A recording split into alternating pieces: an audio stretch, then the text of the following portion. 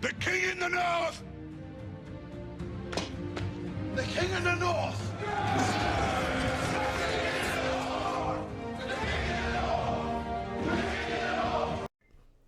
Yo, as always, like, share, subscribe. Now let's just get into it. So Michigan will play Iowa in Iowa, 12 o'clock this Saturday. Now, Iowa is what, 3-1 on the season, and I believe their loss was to Iowa State. So I'm just going to run over some things and then we'll get into it. Now, I'm not going to really run over their stats because they're just not good on offense. Now, this is a physical type team. This is a physical, fundamentally sound team in Iowa. Kirk Ferentz, he does a great job getting these dudes ready, at least on defense, and having a good system that they consistently run so the players know what they're doing. So now with Iowa, I'm going to start with their defense. With Iowa defensively, it's going to be a similar type game to what Maryland was trying to do. And what Iowa does is they run a cover 4. For those that don't know what a cover 4 is, it's like the defensive backs have a quarter of the field. So you've got a corner that's going to drop back deep. Their safety's going to drop back deep. The other safety's going to drop back deep, and then the other corner's going to drop back deep. So the thing about a cover 4 is it makes it hard for you to get big plays. So if you're not patient and you're trying to force passes deep that aren't set up well or schemed to scheme to get open on a cover 4, you're going to throw in the coverage and it's going to get intercepted and they're going to try to get a touchdown off of that because their defense, I think they're leading the nation in points scored by defense, which is like 5.8 or something like that. But that's the thing. So with them running that type of defense, and I wouldn't be surprised if we see that a lot this year because teams know JJ can throw deep. He's a young quarterback, so drop more guys in the coverage and see if he can beat you underneath and be patient. Now, when I say it limits you from throwing deep, that doesn't mean you can't throw deep. It's just you have to set the play up perfect to get the one-on-one matchup. Like I was saying before. Now, if you run a go route and then run a deep post, that go route is going to pull that corner and it might pull the safety. So when the receiver runs that post, once he gets about to the middle of the field, he should be open. There's certain weaknesses, or like a corner route.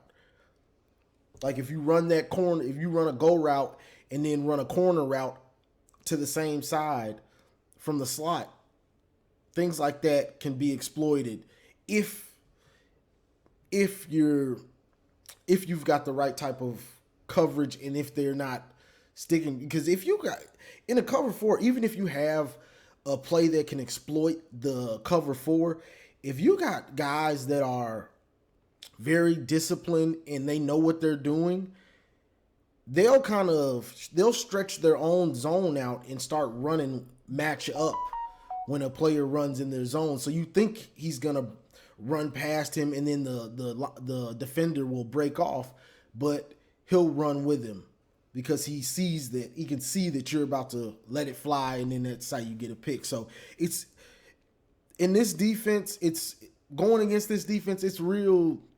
You have to be real particular in what you do and trust yourself. Like, you have to be decisive. And even if you are decisive, it can still bite you in the butt. So it's for JJ, he's going to have to know exactly what he's seeing and also just take a bunch of underneath stuff like drag routes, slants, but not just drag routes and slants and short routes, but also with routes to stretch that defense out a little bit, because you don't want to just be throwing short routes all the time, and those safeties are going to start coming up.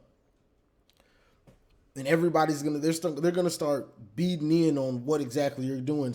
You always want to stretch the field, even if you don't hit it. You still want to let them be aware that we will test you deep, and we've got the guys to test you to beat you deep. It's just, can we hit it or not? So obviously we're gonna want to run the ball if they're gonna be in that cover four. But Iowa is a physical team, so this is a team that will try to, like I said last week, Maryland tried to out-physical us somewhat. Iowa will try to out-physical you because they're going to be physical on defense. They will hit you. So if JJ, this ain't the game to be trying to run around like that. These dudes will pop you for real. So that's that. I'm not sure if Donovan Edwards is going to play. I'm looking on the score app. It says he's out. But I'm not sure if this is 100% right. But hopefully he plays, because with CJ Stokes fumbling, I wouldn't expect to see him for a while. Knowing Harbaugh, freshman running back fumbles, you done for a while. So hopefully Donovan Edwards plays so Corum doesn't get worn out. We don't want him getting 30 carries every game if Donovan Edwards is out. But as far as our defense, now, the one thing I'll say about this, we know Iowa's offense is like abysmal, but the thing that helps us also is Petrus can't really run like that. So when we're doing these blitzes and stuff like that, he's not going to be able to get away like Tua was and some of these other quarterbacks. So they're going to be trying to get rid of it quick, most likely, because everybody's kind of figured out we're going to be blitzing a lot this year. So they're going to find ways to get rid of the ball quickly. And I wouldn't be surprised if they can. The goal for us is to get up early in this game. If we don't get up early, I was just going to get more confident, and then they will just turn this game into who makes the first mistake, who makes more mistakes. They will turn this into a slugfest, and they'll just try to wait us out and hope that we make more mistakes than them, or we make a big mistake and they're going to make us pay for it. So if we don't get up early and force them to pass, they're going to just be trying to, do their run game. They got capable backs. So they will be trying to establish their run, and they'll make it a slugfest if we don't get up early. When you play a team like this, you want to get up early and put the pressure on them to make them do something they don't want to do, and that's just have to pass all the time. Now, besides that, I wanted to speak on a few things like Junior Colson. I rewatched some of the Maryland game, really when he was struggling, and I want to say something. I'm not going to say that he was tackling soft, and he has a problem arm tackling. That's just something he has, but he has to deal with and get better. But really, he's making young mistakes. And what I mean by making young mistakes, he's thinking. He's thinking. And you can't think. The game moves too fast. So I see him being a lot better 3-4 games from now. I mean, and what's scary is, like last week, I killed him for a lot of things, the soft tackling and making some mistakes, but he had like 14 tackles.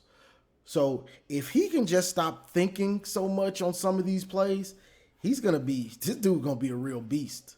He's gonna be a real beast if he stops thinking and stops trying to arm tackle so much. Because what I noticed is if it's misdirection, or if it's a fake to a back and then give it to this back, he's looking. He's looking too long, and like he doesn't trust what he's seeing. So he'll see the running back doesn't have it, but he'll still kind of that little move will make you too late to make a play.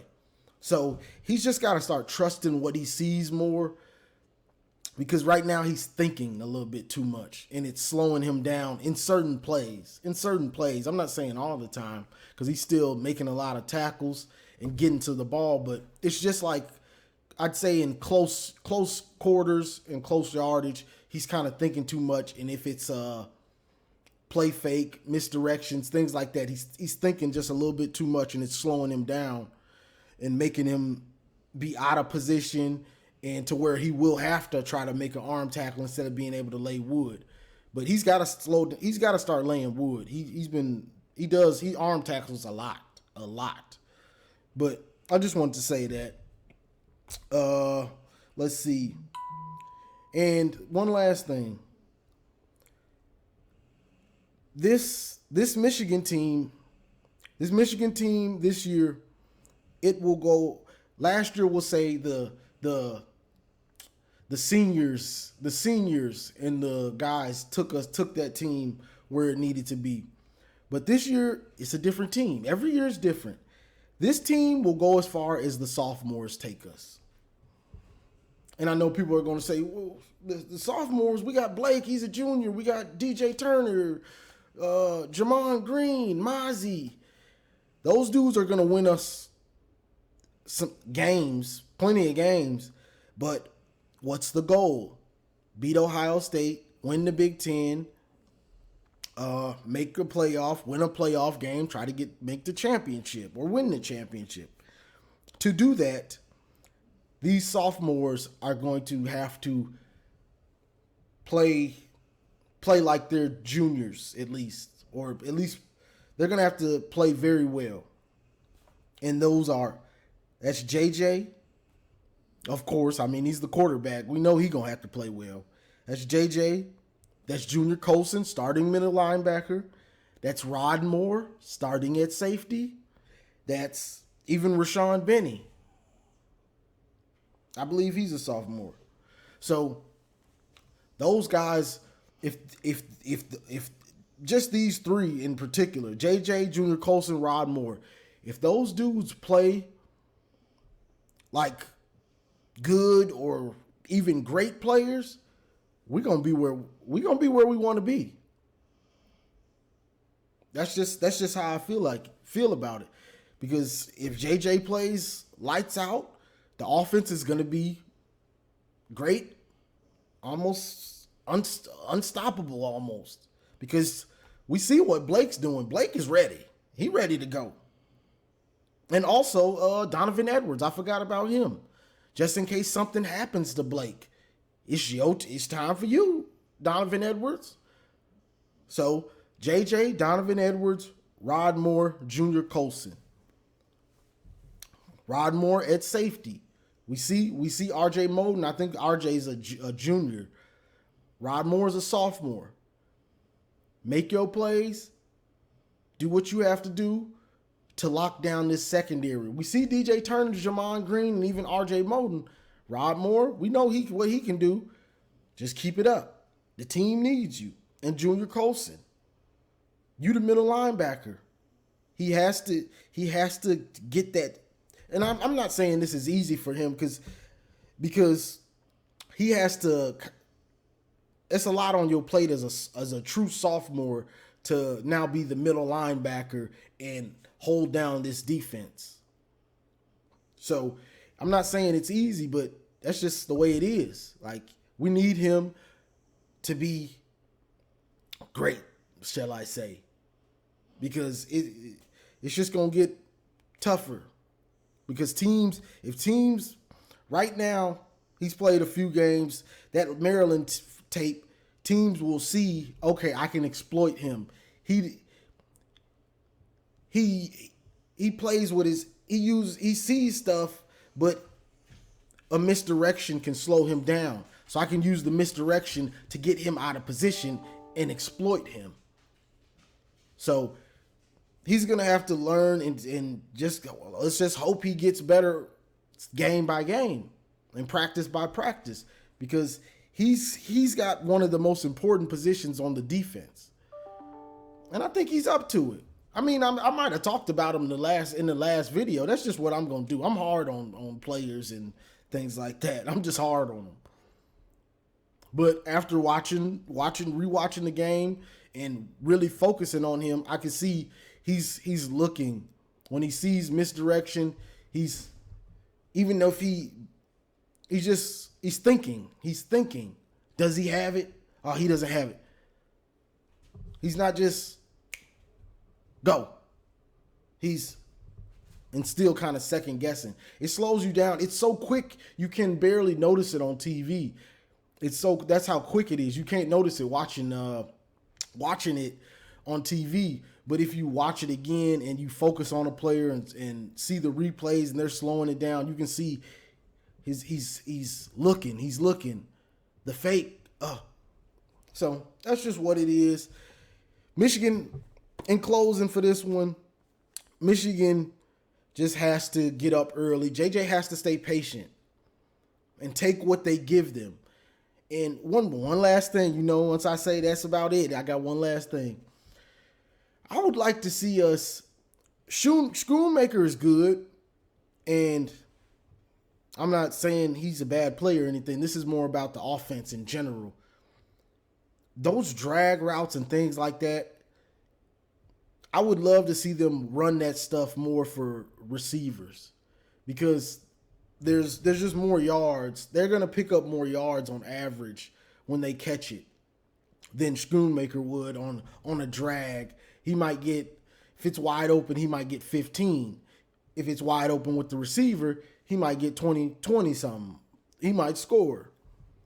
And it's just, if the matchup is right, you know what I'm saying? But I'd like to see us utilize the receivers more to get bigger yardage.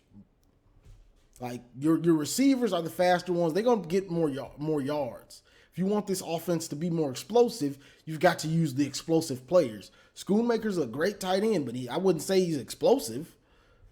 So that's just one thing. And also one last thing on JJ. JJ has to, and this also ties into Schoonmaker. JJ's not looking at Corum coming out of the backfield into the flat. He's not seeing it because I saw probably 3 times that Corum you could have threw it to the flat and he's going to get 5 yards before a man gets to him. And we know how Blake runs. He usually always makes the first man miss. So you can throw a 5-yard little hitch or stop route to Schoonmaker and he might get 5 and just go down, or he might get 5 and fight for 9 or 10. But if you can get the ball to Blake in the flat with 5 yards between him and the first defender, he might take that to the house because he's just that type of guy. So you want to get it to your best playmakers. If you can get it to Blake in the flat with 5 yards before the first defender, I'd take that over giving it to Schoonmaker for a little check down for 5 yards. Why? Because Blake has the ability to take it to the house no matter where he gets it. So, and also when you start throwing to the flat more, it makes the defense have to adjust to it because they don't want to just give up free yards to the flat. But if you're never throwing it, they're not going to respect it.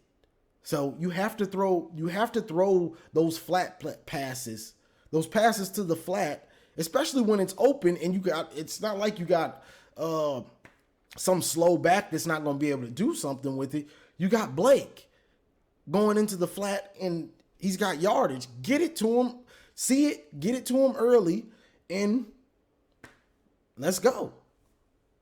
Because Blake can make big plays, and then the defense will have to adjust to it, and then you get more things off of that. You want them to have to defend the whole field. So that's just the last thing on that. But Michigan should be able to handle Iowa, but they can't let them stay around in the game. They need to get up early, even if it's up 14 like last year, where we were up 14-3 most of the game. But being up 14 on Iowa is like being up 24 or something because their offense is just, it's not explosive. So that's the big thing to me. You just got to get up early on a team like this. And that's every team, but teams like this, even Maryland, You want to get a nice little lead early so they start to doubt themselves. We're not going to be able to come back. Oh, boy. Michigan's up 14. You get up early on Iowa, then they start doing things they don't want to do. That's drop back to pass all the time. They don't want to have to do that. They want to stay balanced or even heavy run game. So that's the goal. I would talk about the run defense, but they pretty much straightened it out. We had some holes at first, but they straightened it out. So that's not a real worry for me. I expect our run defense to just keep getting better. To me, it's already good. It was surprising to see Maryland have success early, but they pretty much shut it down. So I ain't gonna even really say that. I expect it to be the same because honestly, teams shouldn't be able to run with us. I'm not sure if Nakai Hill-Green will play this week. Hopefully he will because Mullins, he's still learning to play linebacker because, in the spring and most of fall, he was splitting reps between running back and linebacker. And then I think Nakai Hill-Green got hurt and they said, okay, we need you at linebacker permanently. So hopefully Nakai Hill-Green is back, and I think he'll make that run defense what I really thought it would be. I think it's good right now, but I think with him back, it can get to almost great run defense where don't even try it. So that's all I got for this one, y'all. Like, share, subscribe, and as always, go blue. It's great to be a Michigan Wolverine. It's great to be a Michigan Wolverine.